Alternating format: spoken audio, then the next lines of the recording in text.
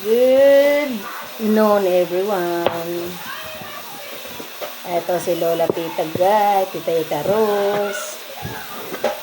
Nagpe-prepared para sa birthday ng kapatid ko nang namatay. Pinagbiling kasi niya yun eh.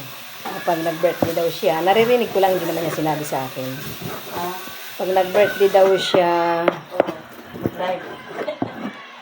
sabi niya, pag nag-birthday daw siya, syempre hindi naman niya in-inspect na mamatay siya. Ganun.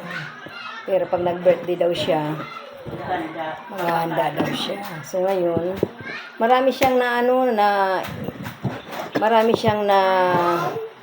ipon na yung pang-birthday niya sa pang-birthday daw niya. Tuwing birthday niya, ay dapat makakuha si Kuya Dani ng ngayon, Tuwing birthday niya, iniipon niya yung spaghettihon kasi mayroong binibigay ang sa City Hall na tuwing may birthday mayroong package na pang spaghetti.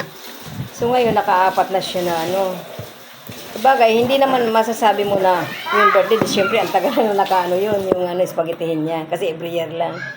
Mayroon talaga siyang naipon, nag-iipon talaga siya na para pang birthday niya. So ngayon, naririnig ko lang yun, pero siyempre wala na siya. Namatay siya nung January 6. Ngayon nga, nung 40 days niya, nung 14, Valentine's, nandoon kami. So ngayon ito, paghahandaan ko rin siya para matuwa naman siya kung saan man siya naroon. Kaya paghandaan ko lang siya kahit man lang konti lang, at least napaghandaan siya. Ngayon yun, mga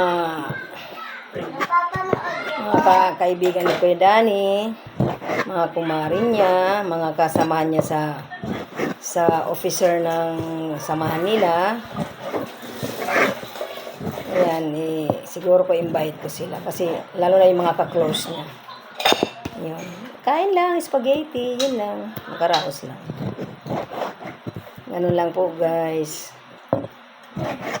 Mga family namin, mga apo niya, mga pamangkin, salo-salo ulit kami dito. Yan. Although yung sunod-sunod nga, pero pag natapos nito, ginawa na ako kasi naibigay ko na ang gusto niya. So, hanggang dito na lang muna mga ka-reels, mga ka-followers ko.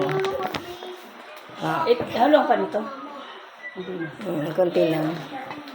Ayun. Kaya, so, thank you. Kahit maiksi lang na time, ay at least nakapag-vlog ako.